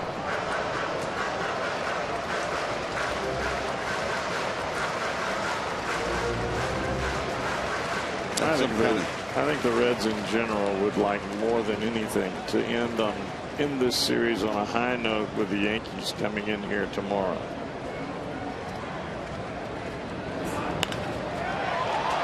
In the air, deep to left, going back, looking up Rivera. He'll have room and he'll haul it in. Second time Renteria's going to the wall. Past the wall when Cairo though, and the Reds have a 2-1 lead.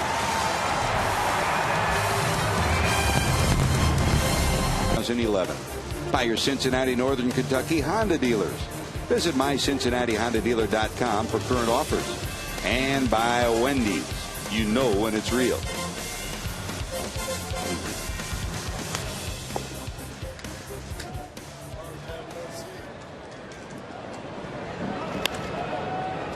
Here's Aaron Hill leading off for the 3rd time. He pops this one into center. Who'll get there? Renteria does. Stubbs playing deep, had a long way to come, and Cowboy, you saw a lot of great shortstops. Chris Spire was one of the best in the business at making that play. Renteria is as good as has been at this kind of a play. And this is how you're supposed to do it. Watch Stubbs go down. Shortstop stays up. That way Stubbs can catch the ball if the ball goes through and Renteria misses. You see both of their eyes are right on the baseball. You avoid the collision. If there is any type of run into each other at all, it's just a trip. You just fall over the center fielder. That's exactly how you're supposed to do it when you're charging in from center field.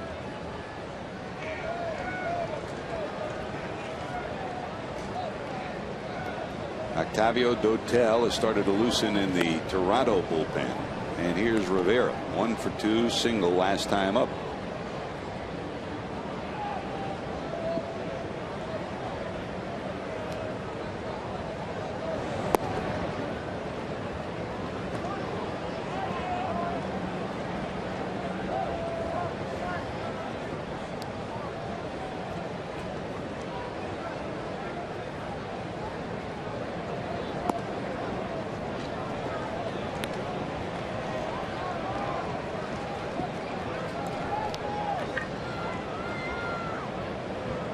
Here's the 3-0. Way high, ball 4. First walk allowed by Arroyo with 1 out here in the 7th. I get to Great American Ballpark on Sunday, July 3rd. Be one of the first 10,000 fans 14 and younger to get a Bronson Arroyo plush doll thanks to New York Life. And cheer on your Reds as they take on the Indians in the battle for the Ohio Cup. For tickets, see your Reds at Indians. Call 513-381-REDS or visit Reds.com. Double play depth, middle of the infield for Cincinnati, with Aaron Sebia to the plate. By the way, congratulations to the Reds with the inking of Sir Paul McCartney for that August the 4th concert. And talking to Karen Forgas, she said it's down to only about 3,000 tickets left for that August concert. This should be a special night at Great American Ballpark. Swing and a miss. 0-2. They'll have a stage out in center field, seating on the field, seating in the bowl itself. I'm surprised that the Reds don't have anybody up here, especially with the last couple of ball games. And Bronson Arroyo, when he got to the 7th inning, that's when he got himself into trouble. And you can already see, I mean, doesn't take a genius to see that he is out of sorts a little bit here at the bottom of the order. He was behind all the way with Juan Rivera. 3-0 walks him to a hitter that's hitting 197 out of first base, which is where he is today. Got an out when he needed it. That's out number 2 on the strikeout. So we go to the 8th spot in the order. 2 up Johnny McDonald, but Edwin Encarnacion's coming out of the dugout. I think you just have to guard against anything that could possibly go in the wrong direction. And the Reds have no movement in their bullpen, no righty, no lefty. And it's all on the shoulders of Bronson Arroyo. Now here's a former Red, Edwin Encarnacion, his first visit to Cincinnati after coming up through the Reds organization after being traded from Texas. Edwin has played some third, played some first, still coming back from a wrist injury and a stint on the bereavement list due to the death of his grandfather, who he was very close to. 1 ball to Edwin. I mean, you can see right now, this is not the same Bronson Arroyo that we saw through the first 6 innings of play. And there's still nobody up in the bullpen. I think you're pushing the envelope here. 1 swing of the bat and this game could be over. Short lead for Rivera, not going. That's a strike. And you know Edwin's story. He has home run power, home run potential. At one time he was the third baseman of the future for the Reds. And that is all he is thinking about right here. The Blue Jays do not have a left-handed batter on the bench. In addition to Edwin, you've got Jose Molina, who homered yesterday. Rajai Davis, Mike McCoy, and Jason Nix, all right-handed hitters.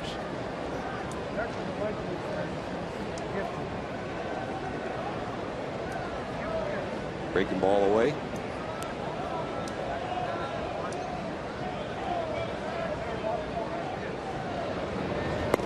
Oof. Hannigan wanted it away. That drifted over the middle of the plate. Well, there is only one pitch that Encarnacion is looking for, and that is a fastball. You can see him bailing out, looking for a fastball middle in. See that front foot step towards the third base bag? All he's trying to do is jerk one out of here. Left field line curving. It'll go foul by no more than about 5 feet. And again, you saw where Hannigan set up, and you saw where the ball wound up. And we still don't have anybody up in the bullpen. A scary moment.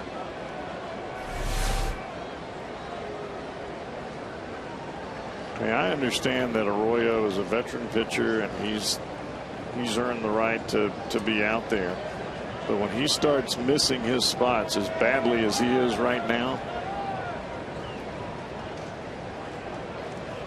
you need to have activity in the bullpen. Like I said, one swing of the bat, the game's over. 3-2, look out.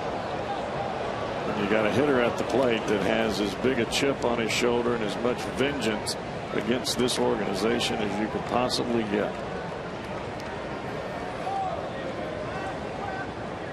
3-2, 2 away. Rivera will be off and running from first again. It's only dropped down once this afternoon. Might he do it here?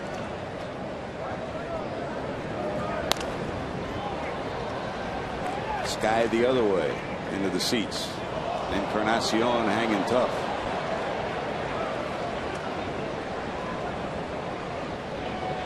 Lengthiest at bat for a Toronto player against Arroyo today. 9th pitch coming up.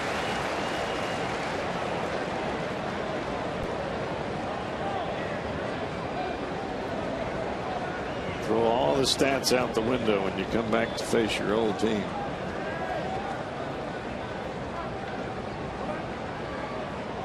Al Hannigan said fastball away, fastball in, then breaking ball, and they went back to fastball in again.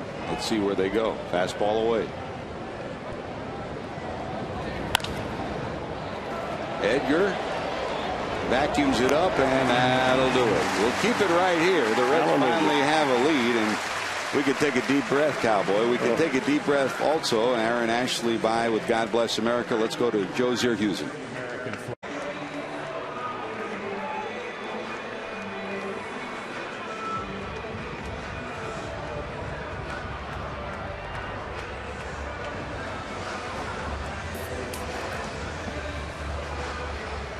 Don't forget, after every single Reds game all season long, stay with Fox Sports Ohio for Reds Live postgame. You'll hear from Dusty. You'll get the story. Visit Reds Live postgame, brought to you by Kings Honda and the Kings Auto Mall. Visit KingsHondaUSA.com.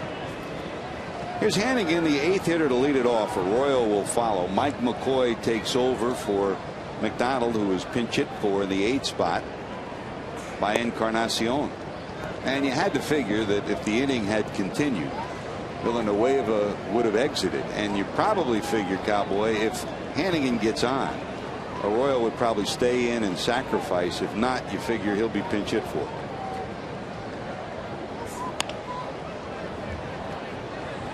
But I'm with you. The Reds dodged a big bullet with Encarnacion in that last at bat.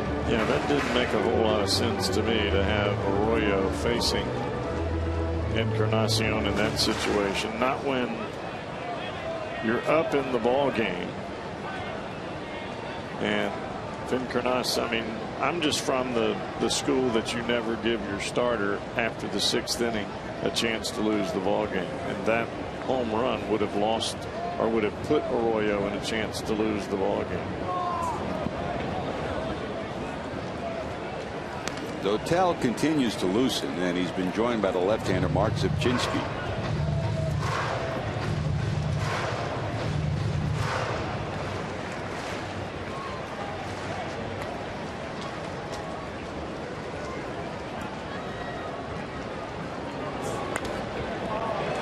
towards left and caught by the shortstop Yunel Escobar. Hannigan retired and Arroyo will hit.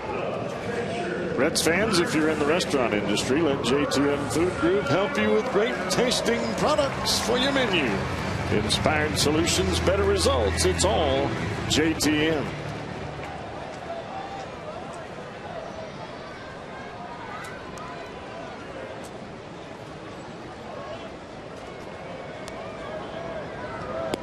So here in the 7th, Arroyo will hit.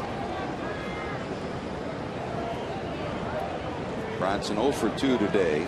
Struck out looking, struck out swinging after attempting to bunt twice.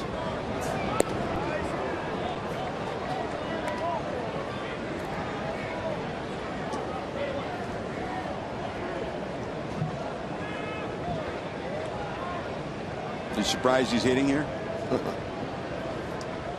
Big time.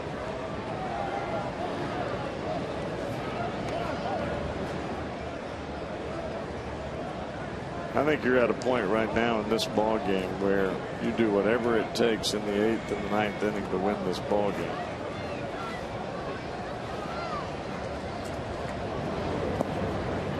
And if I'm a reliever, I would much rather be in the game and used to the mound and have faced a batter before I come running out onto the field of play and asked to face Batista and Adam Lynn. And going to the 8th, it'll be 9-1-2 due up for Toronto.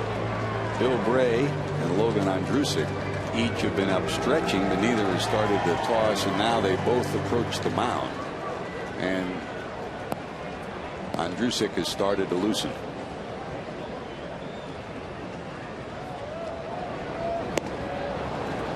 Arroyo retired, second out of the 7th. Hey, Reds fans, your chance to be a part of Reds Live postgame. Text your comments on the game and the Reds in general to 37664.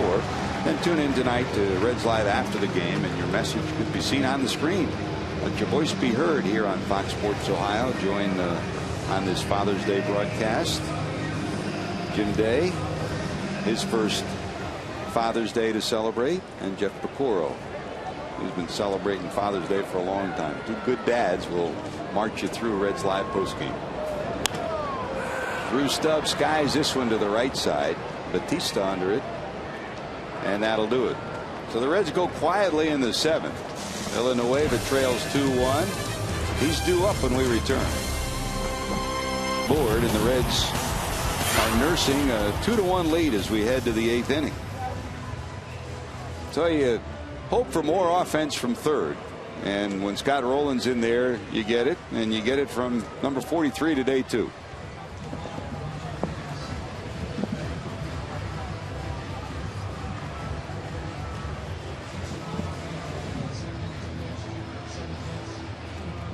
So with Villanueva due up as we go to the 8th. Here comes Rajai Davis. Speed to burn. Good bunter, great speed, and even a normal ground ball to short is trouble with his speed.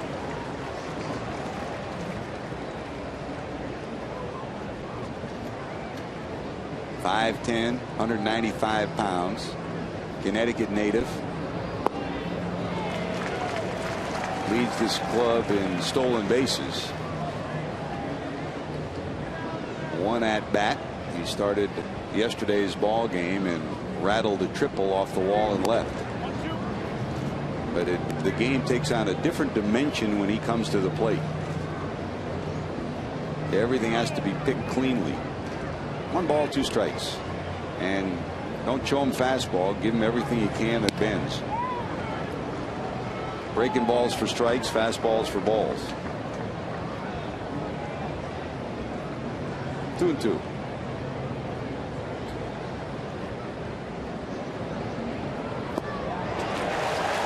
Got him out, number 1. That was a great setup there by Bronson Arroyo. A fastball up and away. Davis takes it, and he comes right back with a curveball that starts in the same spot, and he sets up Davis about as good as you can do it. Starts it right in the same spot. Davis sees it as a fastball and swings right through it. Great pitching. One away, top of the order, Yunel Escobar singled his first time up, 1 for 3. 2 ground balls his last 2 times up.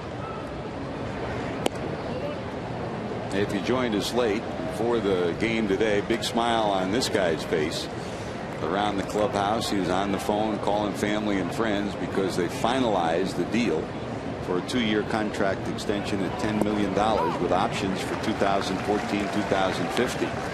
He gave credit to Edgar Renteria for helping him mature as a man, not just as a ball player. And he also gave a lot of credit to the third base coach for this Blue Jay team, Brian Butterfield, outstanding infield coach. And you talked about it yesterday, Cowboy. There was a little bit of hot dog in Yunel when he came here. Butterfield said, look, you know, make all the plays, just cut down on the mustard a little bit. And he's been doing that. We've seen it here.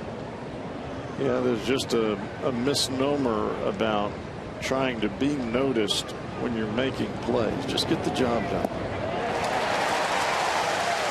Like that. Now, so much for wondering if Bronson had anything left in the tank. Escobar will question the second pitch.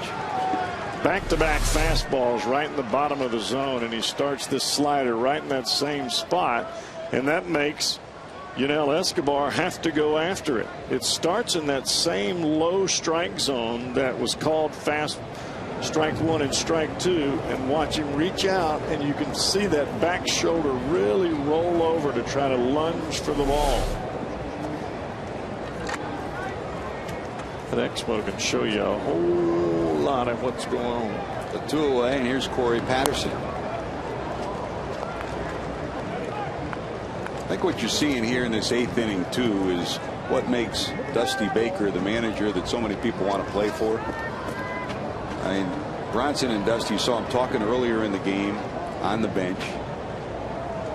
Bronson and Dusty have talked a lot, along with Brian Price, as this year has gone by with the physical problems that Bronson has had. And it's almost like Dusty's making a statement here to Bronson, not to anybody else, that I got you. And I also believe that Bronson has told Dusty, I want this game. These guys have embarrassed me to no end. I want to show them that I am not the kind of pitcher that they've seen the last 2 years. Well, 8 brilliant innings from Bronson. Look at the ovation he'll get behind the Reds dugout.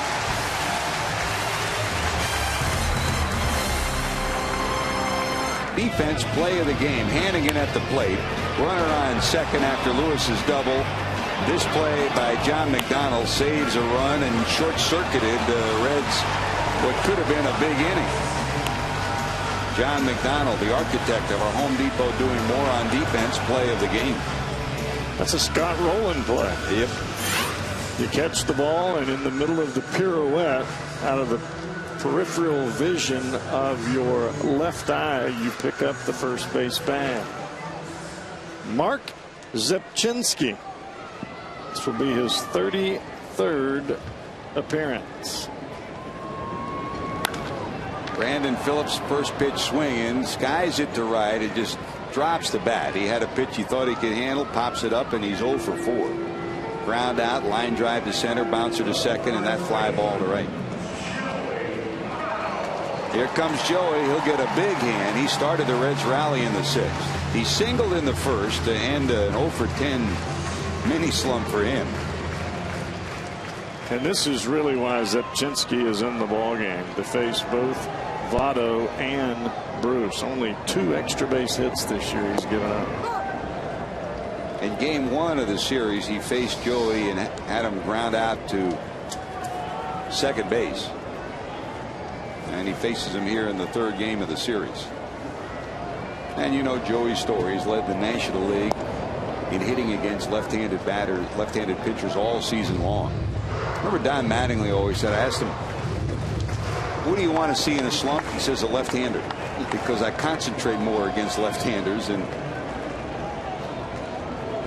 Votto's kind of the same way. He dials it up another notch in intensity against left-handed pitching. It's interesting to see Zepchinski's name on the back of his jersey. It goes all the way from underneath his throwing arm latissimus dorsi, all the way around his neck, around the shoulder, and finishes on the right side of his latissimus dorsi. And a 3-hit afternoon for Joey Votto. We talked about it early, Cowboy. When you struggle, you dial it up a notch, and Votto has today. 3 for 4, Joey Votto, a 1-out base hit. It almost looks as though Joey Votto is much more comfortable today, not jumping as much, and I guess that every player goes through this. I know that I did going back into San Francisco after being a Cincinnati Red. You want to do so good. You want to show the home team that you are the player that everybody says you are now, and you get stuck in that spot sometimes. It's human. You're human. Yeah, and I think Joey in the first 2 ball games just was a little jumpy. He wanted to do too much.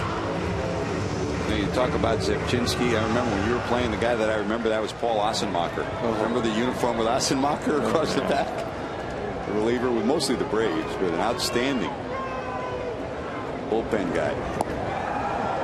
Another breaking ball down and away. He had to start the A on the left cuff, the left cuff of his jersey. All the way around. He could pitch a little too. Yes, he could. Bronson could pitch some today. 1 run, 5 hits through 8 innings.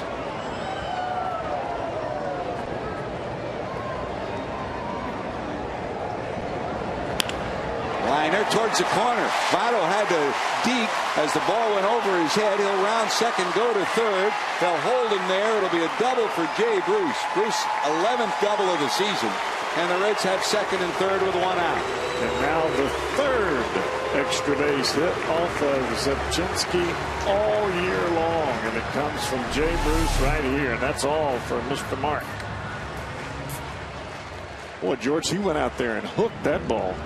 That was off the plate, and he still was able to hook it down the right field line. Somehow in front of it, kept the bat in the zone, and he drills it into the corner. John Farrell makes the pitching change, and with that, we'll take our Skyline Chili call to the bullpen as Octavio Dotel comes in. You're watching Reds baseball on Fox Sports Ohio. Or BlackBerry. Get live audio, pitch-by-pitch tracking, video highlights, and more. Text @BAT to 31826 or visit Reds.com for details. Here's a guy the Reds have seen a lot of over the years. At one time, a setup guy for Billy Wagner, then the closer in Houston. He's bounced around, but he still has that same wielding motion. He's still, Cowboy, tough on righties. 18 innings, 11 walks. And a 4.82 earned run average. This is one that you look fastball and you never get off the fastball. Take the breaking ball because he can't throw it for a strike.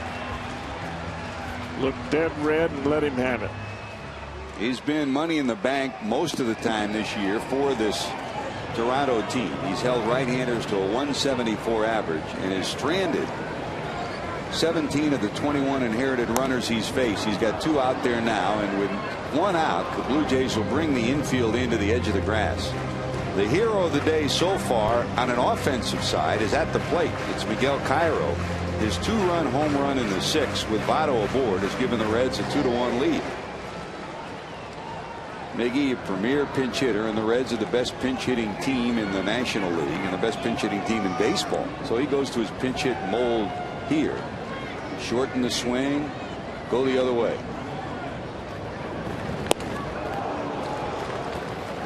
Still some giddy up on that, huh? Well, the thing for Dotel is he drops his arm a little bit. He gets underneath the baseball. It's not that conventional over the top. Most pitches are going to be about belt high or a little bit higher. So you've got to make him get the ball down, and you've got to make him get the ball close to you. Cairo 1 for 6 in his career against Dotel. Stays alive.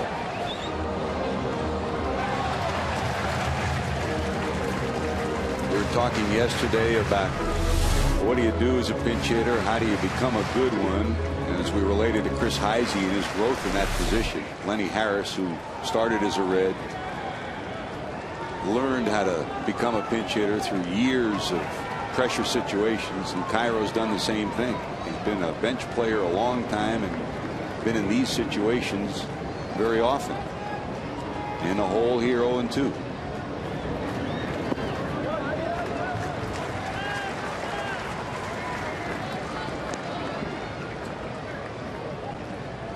Wasn't long ago, Cowboy, as Votto leads off third and Bruce off second, where you looked at the Reds bench and they were first and second year players. Now they've got people that come off and can deliver. Well, for the longest while, it was just Chris Heisey. 1 ball, 2 strikes. Look out. Woo. Set up for breaking ball away. Well, the thing about it is they're looking for the fastball down and away, and he cuts underneath the baseball. That's what makes it so difficult for him to get the ball down. His hands almost come underneath the baseball. That's why every ball is elevated with that funky spin. 2 balls, 2 strikes. Cairo's battle back to a 2-2 count. Just look hard, look middle in.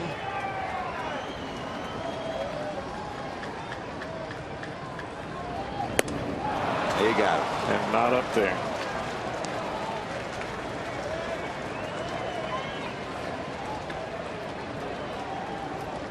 Fastball up in the strike zone for a guy that's cutting underneath the baseball. There is nothing, and I mean nothing, that you can do with that pitch except pop it up in the infield or foul it all. Due up now is Freddie Lewis. Will they walk him?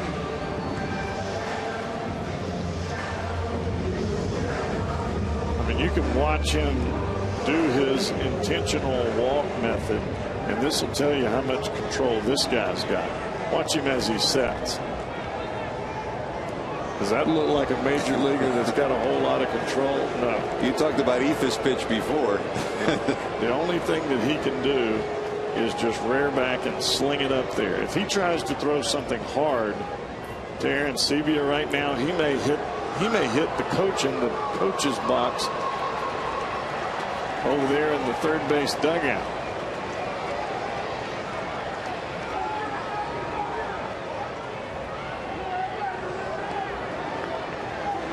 There's your intentional walk, ball 4. So that'll bring up Edgar. So the bases are loaded with 2 outs. John Farrell opts to bypass the left-handed swinger to put the pressure on the Red shortstop, Edgar Renteria. Over the years, Renteria and Farrell looks at the numbers just like Dusty does. He's got a little sheet next to him. Renteria's 3 for 26, 115 against Dotel in his career. That's because Renteria likes the ball down in the strike zone, and he likes to shoot the ball the other way. And Dotel is anything but down, and he usually misses in. Just like that. Edgar today, 2 fly balls about 10 feet from the wall to left on the warning track, and a ground ball to short. I'd almost be willing to bet that if you stood right on top of the plate, that this guy could not throw you 3 strikes before he threw 3 balls, or 4 balls, I should say. That was the pitch for this at bat. That was the pitch to him. 0-2. The one thing you've seen over the years, Cowboy, when Octavio Dotel has been pitching, Reds here with the bases loaded in the 8th.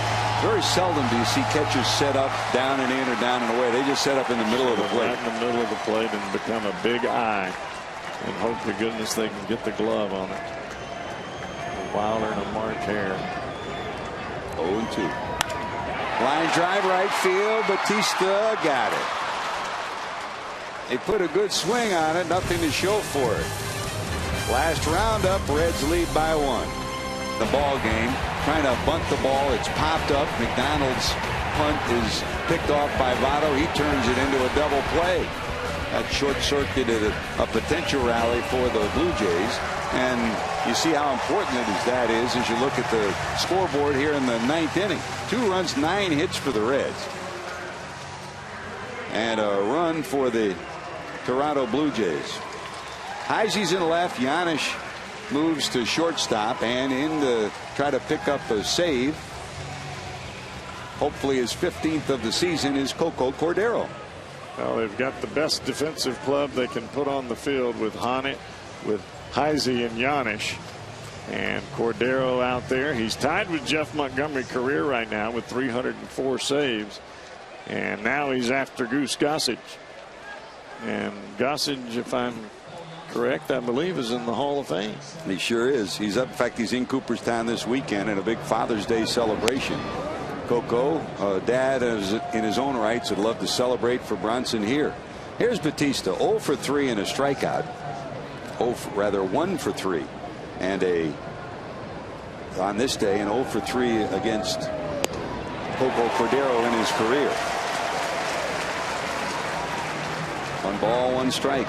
Bronson Arroyo sure did his job today. A run on 5 hits through 8 innings, turning it over to the big guy. Just missing inside. Batista, Lind, and Hill.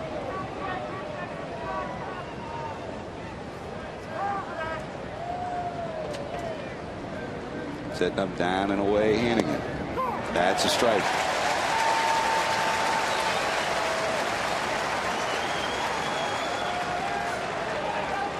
Awfully good off-speed pitch there by Cordero, and he really had Batista fooled. 2 balls, 2 strikes. Coco to Jose Batista. Line drive center field. Here comes Stubbs. Got it. Boy, he squared that ball up and hit it right on the button. And with the rain starting to come down now, that play a little bit more difficult than it might have looked on television. I mean, that's hit right at the center fielder. And that's the one thing about Batista that I've noticed in just these 3 games. He is dead set on the fastball, and everything else he'll adjust from. But he's not going to be late on a heater. Big out number 1 of the 9th, and here comes Adam Lind. So far quiet today. 0 for 3. Line drive to center, fly ball to right, and a strikeout. In his career, 0 for 1 against Coco. They have worn Adam Lind out with the split finger. Over and over again. Coco to the stretch. That's a fair ball off the top of the bag, but there to get it is Votto. Well, 2 outs, neither one of them as easy as they might look. And down to the final out are the Blue Jays, and listen to this crowd, 32,618 strong. Boy, George, how quick was Cordero at first base? He was on top of the bag by the time Joey Votto had the ball in his hand. You started today by alluding to how important defense is from the pitcher spot. No way Votto could have gotten to the bag if he's not there in time. Here's Aaron Hill. Hill's home run in the 5th, the only run that the Blue Jays have today. 1 for 3. Fly ball to center. 398-foot homer in the 5th to left, and a pop up to the shortstop. 2 for 3 in his career against Coco Cordero. Strike 1. There's that split finger again. It starts off the plate away from the right-hander and comes right back to the outside corner. What a quality pitch. Hannigan rolls through his signs.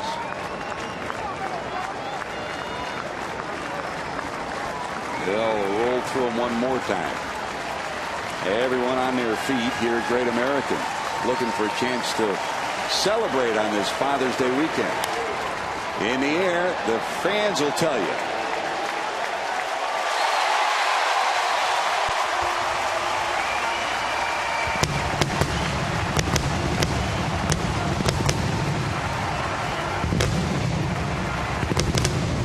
sounds from Great American Ballpark. Arroyo pitches brilliantly. Cordero bumps up a notch on the save list to number 19 with 305.